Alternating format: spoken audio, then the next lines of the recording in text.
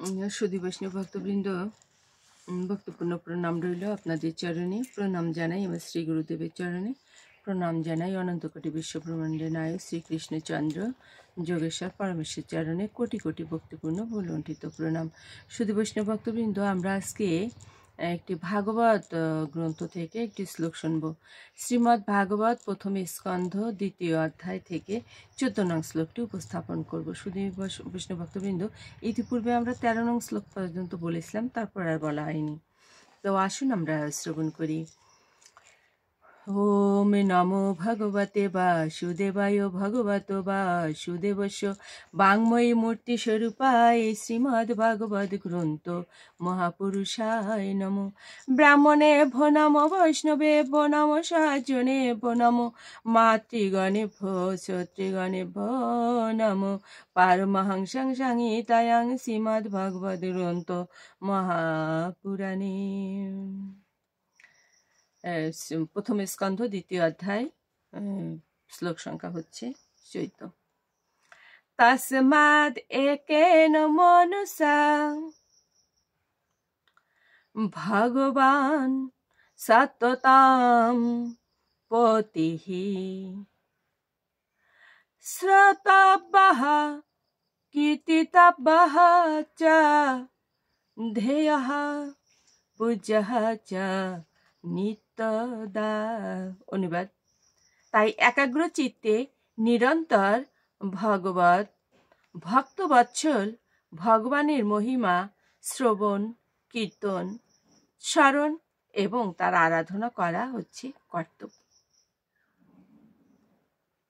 তাৎপর্য কি বলছে?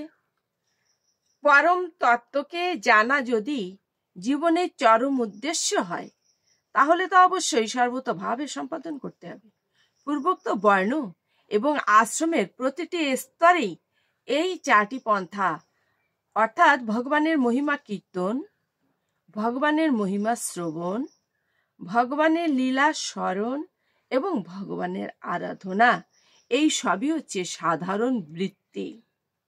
জীবনের এই উদ্দেশ্য রহিত হয়ে কেউ বাঁচতে পারে না।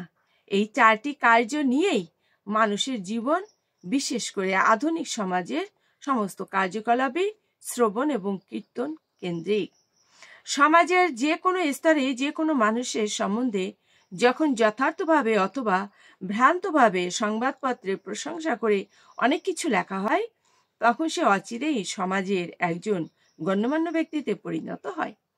কখনো কখনো কোনো বিশেষ দলের রাজনৈতিক নেতাদের সম্বন্ধে সংবাদপত্রে প্রচার হতে দেখা যায় এবং এই ধরনের প্রচারের ফলে একজন নগণ্য অতি অল্প সময়ের মধ্যে একজন গণ্যমান্য ব্যক্তিতে পরিণত হয়।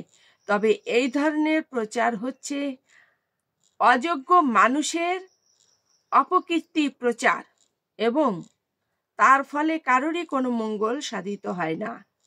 এই ধরনের প্রচারের ফলে সাময়িক প্রতিক্রিয়া দেখা দিলেও তার কোনো স্থায়ী ফল নেই। তাই এই ধরনের কার্যকলাপগুলি সময়ের অপচয় মাত্র। পরমেশ্বর ভগবানের মহিমাই কেবল কীর্তন করা উচিত, যিনি হচ্ছেন আমাদের সম্মুখে দৃশ্যমান সবকিছুরই সৃষ্টিকর্তা। শ্রীমদ্ ভাগবতের প্রথমেই জন্মাদাস্য শ্লোকে আমরা বিশদভাবে সেই সম্বন্ধে আলোচনা করেছি। অপরের মহিমা কীর্তন করা অথবা অপরের কথা শ্রবণ করার যে প্রবৃত্তি আমাদের রয়েছে, তা যথার্থভাবে ভগবানের মহিমা কীর্তনে নিয়োগ করতে হবে এবং তার ফলেই যথার্থ শান্তি এবং আনন্দ লাভ হবে। সুধী বৈষ্ণব ভক্তবৃন্দ, এখানে এটাই বলা হলো যে আমরা যে পর আলোচনা করি, পর আলোচনায় আমাদের খুব মনোযোগ। তো বলছে যে আমরা এই সব আলোচনা না করে ওই আলোচনাটা ভগবত আলোচনায় নিয়ে আসি। আর আমাদের 4টা কর্ম করার কথা বলা হয়েছে, সেই 4টা কর্ম তো আপনারা শ্রবণ করেছেনই।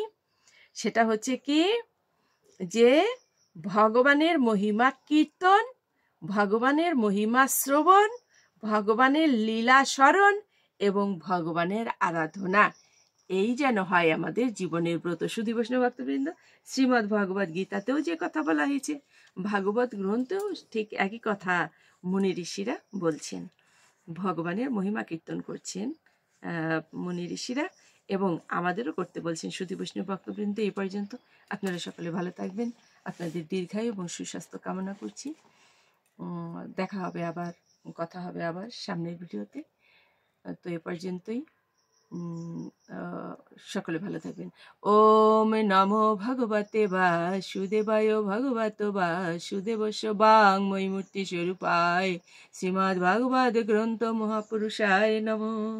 ওম শান্তি, ওম শান্তি, ওম শান্তি, শান্তি শান্তি।